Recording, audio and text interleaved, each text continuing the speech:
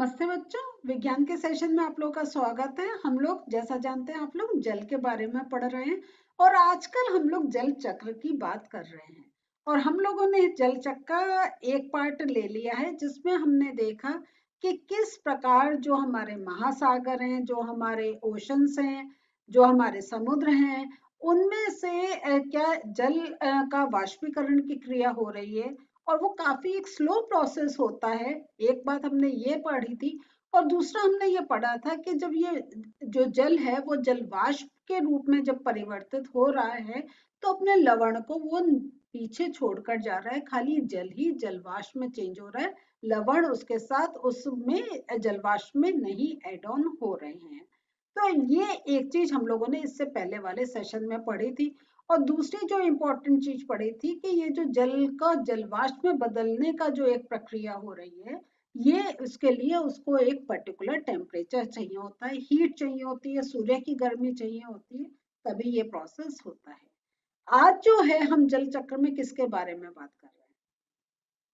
हम लोग पौधों की बात कर रहे हैं। तो चलिए खोलते हैं अपना चैप्टर। आज जो है जल चक्र में हम लोग बात कर रहे हैं पौधों द्वारा जल की क्षति।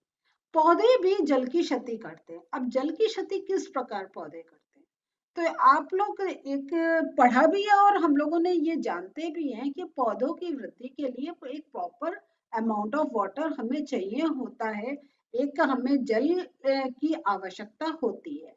और जो ये जो जल पौधों को क्यों चाहिए होता है कि इस जल द्वारा वो जो भोजन बनाने की प्रक्रिया है वो कर पाते हैं और उसके साथ साथ वो थोड़ा सा जो जल होता है वो अपने प्लांट बॉडी में एक स्टोर भी करते हैं।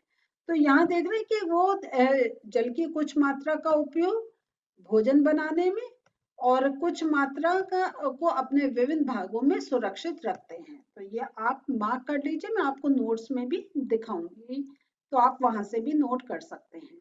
तो अब जो है कि पौधों को जो हमने पानी दिया वो थोड़ा तो यूज हो गया उनका भोजन बनाने में, थोड़ा यूज हो गया उनका एक स्टोरेज में, बाकी जो शेष मात्रा है वो वाष्पोत्सर्जन द्वारा ट्रांसपिरेशन द्वारा क्या होता है जल वाष्प में चेंज होके एटमॉस्फेयर में मिल जाती है। तो ये जो हम देखते हैं कि इस प्रकार जो जल का जितना हम जल देते हैं ऐसा नहीं है उतना पूरा जल वो जो हमारा पौधा है या जो हमारे पेड़ है या जो हमने प्लांट्स को दिया है वो पूरा पूरा एज इट इज यूज हो रहा है। उसका कुछ भाग उनके काम में आ रहा है लेकिन बाकी वाष्पोत्सर्जन द्वारा वायु में मुक्त हो रहा है। तो और यही ट्रांसप्रेशन का देखते हैं कि जैसे डेजर्ट में हमने देखा था कैसे, क्योंकि पानी की कमी रहती है तो कैसे जो लीव्स होती हैं वो थॉर्न रूप में कांटे रूप में बदल जाती हैं और वो जो उनका ट्रांसप्रेशन का प्रोसेस स्टोमेटा द्वारा हो रहा है। याद है ना आपको, लीव्स में स्टोमेटा होते हैं और जब उनको पानी अपने से नहीं निकालना होता तो बंद रहते हैं, है ना, जब खुलते हैं तो ट्रांसप्रेशन का प्रोसेस होता है। तो इस प्रकार देखते हैं कि पौधे भी हमारे जो हैं या अगर हम कहें प्लांट्स की बात करें तो ये भी जो जल है उसको वो अपने प्लांट बॉडी से उसको जलवाष्प में चेंज कर रहे हैं जब उन पर एक प्रॉपर उतनी हीट पड़ रही है। तो इस प्रकार भी हमारा जो जल की क्षति हो रही है। और दूसरा आपको एक इस ऐसे भी आप रिलेट कर सकते हैं कि गर्मियों में हम पौधों को कितना पानी देते हैं, 2 बार, क्योंकि क्या है उन्होंने एब्जॉर्ब तो कर लिया है, उनका प्रोसेस हो रहा है, लेकिन ट्रांसपिरेशन जो उनका जो एक वाष्प बनने की जल का जलवाष्प बनने की जो क्रिया वो भी जब बहुत अधिक हो रही है क्योंकि सूरज का गर्मी उतनी मिल रही है तो वो वाष्पीकरण थोड़ा सा फास्ट हो रहा है। विंटर्स में क्या हो रहा है कि ठंड में वो कम हो रहा है क्योंकि सूरज की गर्मी उतनी नहीं है। तो यहाँ और इसलिए गर्मियों में हमें 2 बार जल देना हो रहा है क्योंकि वो जल की क्षति हो रही है। जो जल है जितना प्लांट्स को धीरे धीरे वो यूज करते हैं लेकिन जब उनको सेकंड अपना फिर प्रोसेस में चाहिए होता है तब तक वो वाष्प बन के एटमॉस्फेयर में मिला हुआ होता है गर्मियों के दिनों में। तो यहाँ है कि आप जो पढ़ते हैं वो फिर थोड़ी अगर हम जनरल नॉलेज अपना एक अपनी जो हम देखते हैं समझते हैं उससे रिलेट करें तो और समझ में आएगा। तो इस प्रकार जो पौधे हैं वो जल का शेष भाग वाष्पोत्सर्जन प्रक्रम द्वारा जलवाष्प के रूप में वायु में मुक्त कर देते हैं। तो और जैसा मैंने अभी आपको यही बताया था कि ये जो क्रिया होती है ये पत्तियों द्वारा होती है और उसके अंदर जो स्टोमेटा होते हैं वो इसको कंट्रोल करते हैं। तो वायु में जल वाष्पन तथा संघनन के प्रक्रमों द्वारा प्रवेश करता है। तो वायु में जो जल है वो तो एक वाष्पन तथा संघनन कंडेंसेशन के प्रक्रमों द्वारा प्रवेश करता है।